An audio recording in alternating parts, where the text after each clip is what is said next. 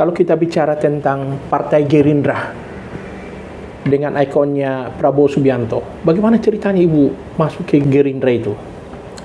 Saya mendapat KTA itu 2019, setelah dinamika yang luar biasa. Menjadi caleg baru saat ini. Tapi 2014 Pak John, kalau mungkin ada rekan-rekan Narwastu yang punya Facebook saya tidak di private, bisa dilihat. 2014 saya memakai baju Prabowo Hatta di Golden Gate Amerika. Kenapa? Karena saat itu isunya Pak Prabowo melanggar HAM sehingga tidak boleh masuk ke Amerika. Saya bilang, oke, beliau tidak bisa masuk, tapi saya yang masuk ke sana pakai baju tersebut. Apa artinya yang saya mau jelaskan? Saya tidak pernah meragukan seorang Pak Prabowo Subianto.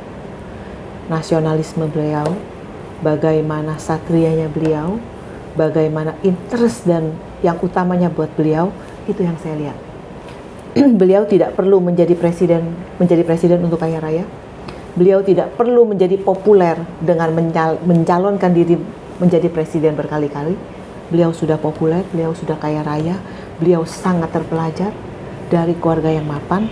Tapi kenapa beliau masih mau? Itu yang saya lihat. Karena buat Pak Prabowo Subianto, dia tidak akan meramu sebelum bangsa ini cerdas, bangsa ini sejahtera, bangsa ini lepas dari kemiskinan. Jadi buat beliau yang utama hidupnya satu bangsa. Urutan kedua buat Prabowo, bangsa. Urutan buat ketiga Pak Prabowo, bangsa. Itu kekuatan beliau yang sangat kita cintai. Tapi itu juga sekaligus kelemahan beliau saat orang datang dengan berbagai agenda mengatasnamakan bangsa. Beliau tetap ya, dikibulin, ya, memaafkan, ya. Dan beliau tidak akan pernah mencoret orang yang pernah ngomong kasar dalam pada penting, make use of him. Karena buat beliau hanya satu, bangsa, bangsa, dan bangsa. Itu Pak John. Mau dibolak-balik kemanapun, Prabowo Subianto. Begitu ya? Iya. Ibu juga sebagai bendahara umum Laskar Prabowo ya? Ya.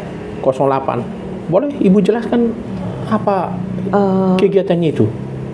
Laskar Prabowo 08, mungkin beberapa teman ada tahu, mungkin belum saya jelaskan di sini.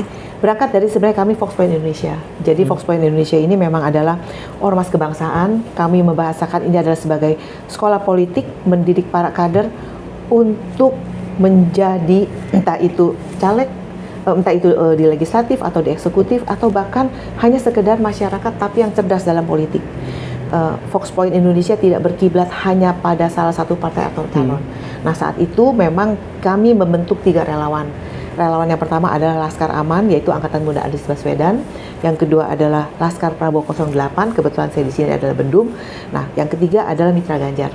Jadi Fox Point tidak hanya berkiblat hanya pada salah satu paslon, tapi kami memfasilitasi menyediakan semuanya ini. Nah khusus Laskar Prabowo 08, saya menjadi Bendum di sana. Tujuannya adalah satu seperti relawan lainnya, kami justru menguatkan suara-suara di kantung-kantung yang Pak Prabowo belum kuat, dan kita mencari suara dan dukungan di tempat-tempat atau kantung yang Pak Prabowo belum mendapat dukungan. Itu awal muasalnya.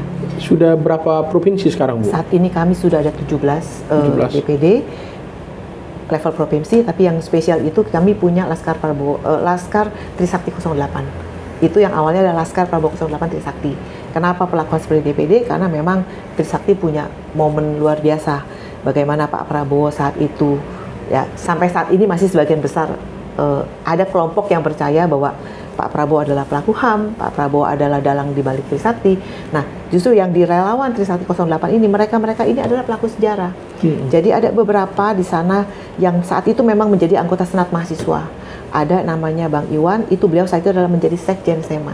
Beliau tahu sungguh bagaimana posisi Pak Prabowo, bagaimana saat itu ada aktivis yang tanda petik disampaikan katanya diculik oleh Pak Prabowo. Beliau adalah saksi. Siapa yang diculik, siapa yang bukan Pak Prabowo, siapa yang dihantar, beliau adalah saksi. Nah, saat ini beliau baru hadir. Kenapa hadir? Selama ini mereka adalah orang-orang yang tulus, tidak pernah minta apapun dari perjuangan mereka.